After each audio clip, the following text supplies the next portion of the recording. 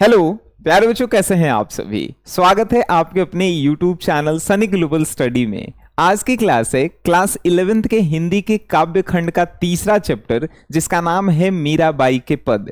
प्यारे बच्चों, इससे पहले जो है चैप्टर 1 और चैप्टर 2 हम लोग कंप्लीट कर चुके हैं। चैप्टर 1 का नाम था विद्यापति के पद और चैप्टर 2 का नाम था कबीरदास के पद। प्यारे बच्चों, आज की इस क्लास में जो है हम लोग तीसरा चैप्टर भी कंप्लीट करेंगे और इस प्रकार से कंप्लीट करेंगे कि जब आपसे इस चैप्टर के ऑब्जेक्टिव और सब्जेक्टिव क्वेश्चन पूछे जाएंगे तो आप बिना देखे बता सकते हैं एकदम आराम से। तो चलिए आज की इस क्लास को हम लोग शुरू करते हैं। प्यारे बच्चों, किसी भी हिंदी के चैप्टर को पढ़ने से पहले हम लोग उसके लेखक परिचय के बारे में पढ़ते हैं। क्यों पढ़ते हैं? तो लेखक से रिलेटेड ऑब्जेक्टिव क्वेश्चन एग्जाम में सबसे ज्यादा पूछे जाते हैं। तो आइए लेखक के बारे में जो है हम लोग देख लेते हैं।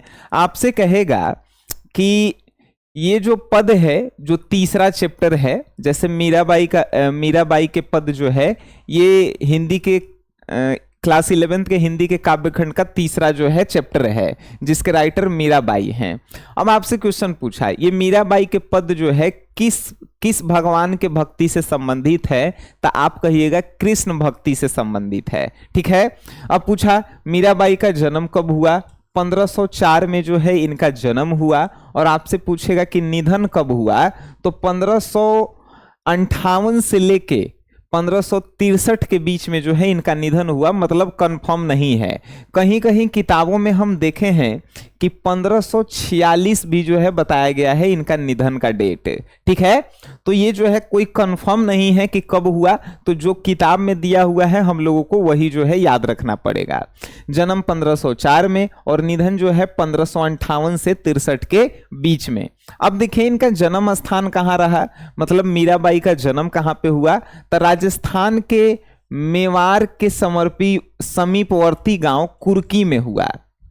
देखिए इनका आपसे पूछेगा कि जो मीराबाई थी उनका जन्म स्थान कहाँ रहा, तो आप कहिएगा कि राजस्थान में। अब पूछेगा कि राजस्थान में किस गांव में? तो कुर्की गांव में। याद रखेंगे। चलिए अब इनके पिताजी का क्या नाम था?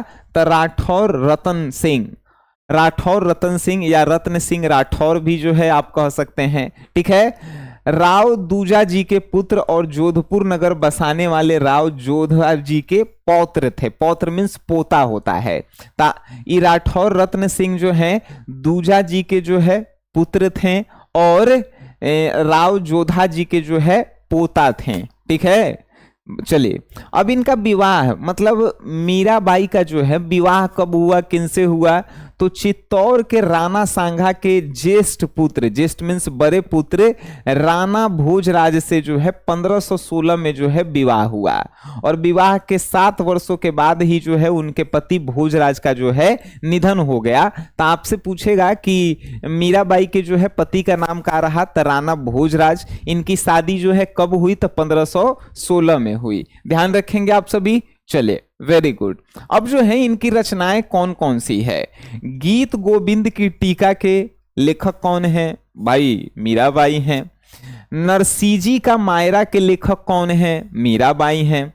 राग गोविंद के लेखक मीराबाई हैं। और राग सोरठ के पद आदि के अतिरिक्त पदावली जो है इन्हीं के द्वारा लिखा गया।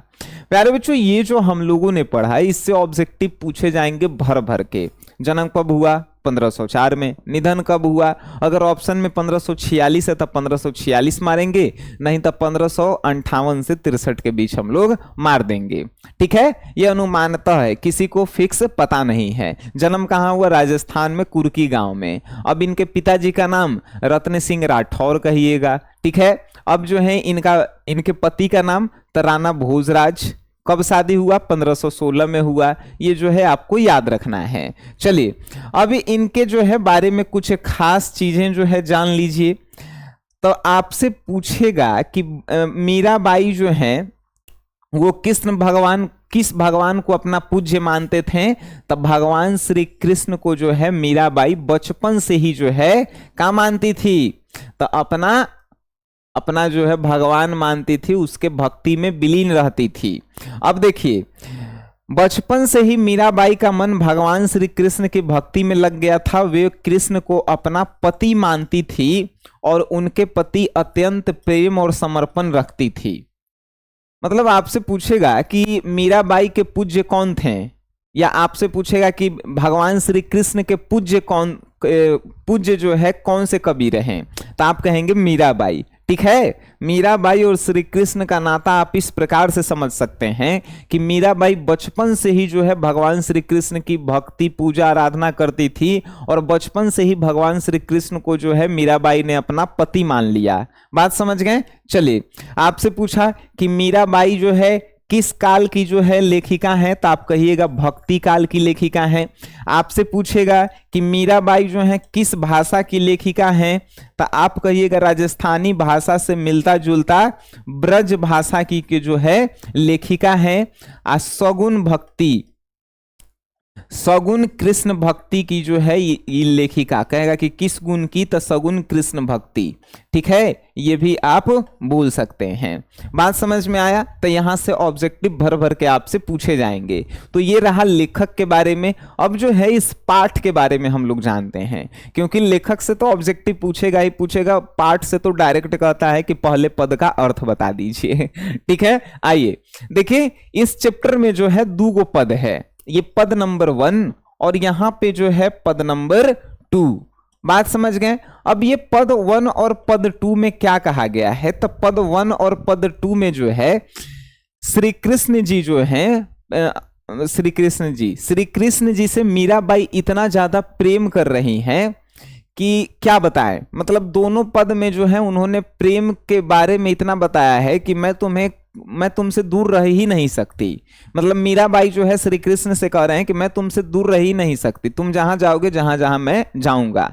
अब इन पदों को जो है आप पढ़ करके जो है समझिएगा। क्या? जो तुम तोरो पिया मैं नहीं तोरूं, तो सो प्रीत तोरे कृष्ण कौन संग जो हूं। मतलब पद जो होता है ना, उसको आप गीत की तरह गा भी सकते हैं, जैसे जो तुम तोरो पिया मैं नहीं तोरूं, तो सो प्रीत तोर कृष्ण कौन संग जो हूं। तुम भयो तरुवर मैं भई पखियां, तुम भये सरवर मैं भतेरी मछियां, तुम भये गिरिवर मैं भई चारा, तुम भये चंदा मैं भई चकोरा। तो आप इसे गाकर भी पढ़ सकते हैं, लेकिन आपको जो है हमें इसका अर्थ समझाना है, तो हम थोड़ा सा आपका टाइम नहीं बर्बाद करेंगे। देखिए, जो तुम तोरो पिया मैं नहीं तोरूं, यानी कि श्री कृष्ण से मीराबाई कह रही हैं कि हे श्री कृष्ण, अगर आप मुझसे नाता तोड़ भी देते हैं फिर भी मैं आपसे नाता नहीं तोड़ूंगा। श्री कृष्ण से मीराबाई क्या कह रही हैं कि यदि आप मुझसे नाता तोड़ भी देते हैं तो मैं आपसे नाता नहीं तोड़ूंगा। तो सो प्रीत तोड़ कृष्ण कौन संग जो हूं, और मैं आपसे नाता तोड़ करके, यानी मीराबाई कृष्ण जी से कह रहे हैं कि हे कृष्ण, मैं तुमसे नाता तोड़ करके फिर किसके साथ अपना नाता जोड़ूंगा, क्योंकि मैं तो सिर्फ तुमको चाहता हूं। ठीक है, तुम भये तरुवर मैं भई पखिया। तरुवर मतलब कि पेड़। लेखक मीराबाई कह रही हैं कि हे कृष्ण, यदि तुम पेड़ बनोगे तो मैं भई पखियां, यानी मैं पेड़ पर बैठने वाली पंछी बनूंगी।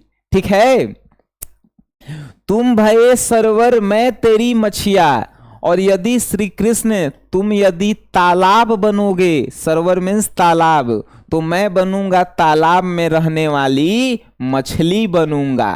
ठीक है, तुम भयो गिरिवर, गिरिवर मीन्स पहाड़, तुम भयो गिरिवर, यानी कृष्ण यदि तुम गिरिवर बनते हो तो मैं भई चारा, यानी पहाड़, उस पहाड़ पर उगने वाला घास बनूंगा मैं। तुम भयो चंदा, यानी कि हे श्री कृष्ण, आप अगर जो है चांद बनते हैं तो मैं चांद को निहारने वाली पक्षी चकोरा बनूंगी। चकोरा एक पक्षी होती है जो चांद को एक टक से निहारते रहती है। तुम भयो मोती प्रभु हम भये धागा, यदि कृष्ण आप मोती बनेंगे तो मैं मोती को इकट्ठा करने वाला धागा बनूंगा, मोती को जोड़ने वाला धागा बनूंगी। तुम भयो सोना हम भयो सुहागा, यदि श्री कृष्ण आप सोना बनेंगे तो मैं सोना को अच्छा रूप देने वाला एक सुहागा बनूंगा। सुहागा क्या होता है?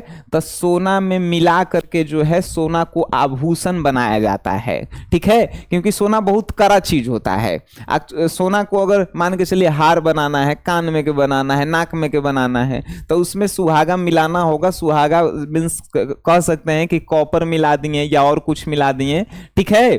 तो यदि श्री कृष्ण सोना बनेंगे तो मीराबाई क्या कह रही है कि मैं उस सोना में मिलाने वाला सुहागा बनूंगा। मीरा कहे प्रभु ब्रज के बासी, यानी मीरा कहती है कि हे ब्रज के राजकुमार श्री कृष्ण तुम मेरे ठाकुर मैं तेरी दासी, यानी हे ब्रज के राजकुमार श्री कृष्ण तुम मेरे भगवान हो। ठाकुर मीन्स तुम मेरे भगवान हो और मैं तेरी दास हूं। बात समझ में आ गया? इस जो है पूरे जो है पद का अर्थ है। चलिए वेरी गुड। अब देखिए आगे जो है सेकंड पद है, सेकंड पद को भी जो है आप पढ़ सकते हैं। मैं गिरधर के घर जाऊं, गिरधर म्यारो साचो प्रीतम देख रूप लुभाऊं, रैप पर तब ही उठ जाऊं, भोर भये उठ जाऊं, रैन दिनीवा के संग खेलूं, ज्यों तेहूं ताही रिझाऊं। मतलब आउटस्टैंडिंग, इसको जो है आप गीत की तरह गा सकते हैं। आइए इसको जो है हम लोग हिंदी अर्थ समझते हैं। मीराबाई कह रही हैं, क्या कह रही हैं कि मैं गिरधर के घर जाऊं, यानी गिरधर मीन्स श्री कृष्ण, कि मैं गिरधर के जो है घर जाता हूं।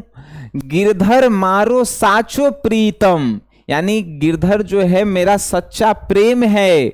देखत रूप लिभाऊं, यानी गिरधर के रूप को देखकर मैं मोहित हो जाता हूं, लुभा जाता हूं। मोहित मीन्स लुभा जाना, ठीक है। क्या कह रही हैं मीराबाई कि मैं गिरधर के घर जाऊं क्योंकि गिरधर जो है मेरा सच्चा प्रेम है। गिरधर मतलब श्री कृष्ण। देखत रूप लिभाऊं, क्योंकि गिरधर के रूप को देखकर मैं लुभा जाता हूं, मोहित हो जाता हूं। रैप पर तब ही उठ जाऊं, रैप मीन्स रात होना, रात होना, ठीक है। रैप मतलब रात होना। जैसे ही रात होता है मैं उठ जाता हूं, भोर भयो उठ जाऊं, और जैसे ही भोर होता है मैं उठ जाता हूं। अब कहेंगे सर रात में तो सूतल जाता है। अरे भाई मीराबाई श्री कृष्ण के प्रेम में इतना ज्यादा पागल थी कि रात होते उठ जाती थी, दिन सुबह होते उठ जाती थी। अब कहेंगे कि सोती कब थी?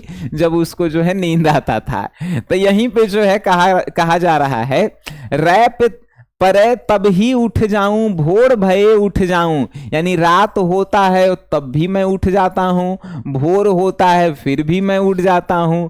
रैन दिना मतलब कि रात दिन, रात दिन के संग खेलूं, ज्यों तेहूं ताही रिझाऊं। रात दिन मैं तुम्हारे साथ खेलना चाहता हूं और ज्यों तेहूं ताही रिझाऊं, यानी मैं तुम्हें जैसे तैसे भी जो है रिझाना, यानी कि तुम्हें मोहित करने चाहता हूं, आकर्षित करना चाहता हूं अपने तरफ है, ठीक है।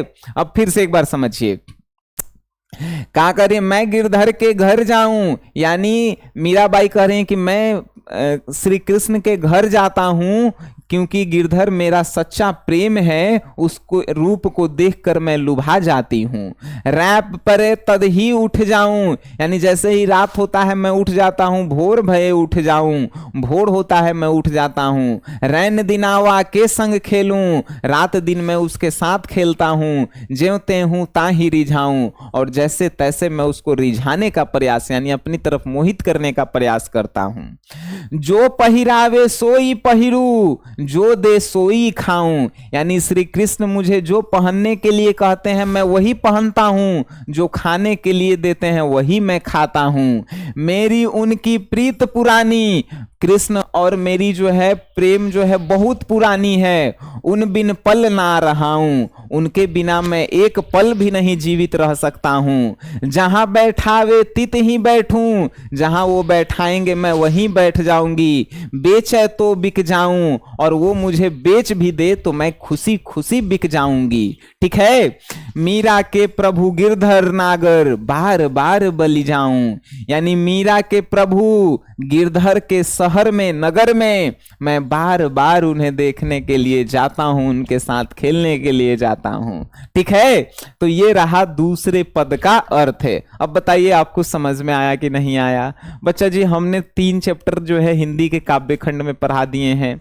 ये तीसरा चैप्टर, पहला कौन सा था? विद्यापति के पद। दूसरा जो है कौन सा? कबीर के पद। तीसरा रहा मीराबाई के पद। इंग्लिश में भी पोएट्री सेक्शन में 3 को हम पढ़ा दिए हैं। आप हमसे 11th के जो है इंग्लिश हिंदी पढ़ना चाहते हैं तो आप प्ले स्टोर से जो है SGS क्लासेस ऐप जो है डाउनलोड कर लीजिए। यहां से जो है आपको 11th क्लास में हिंदी इंग्लिश की गारंटी हम लेके चलेंगे। ठीक है।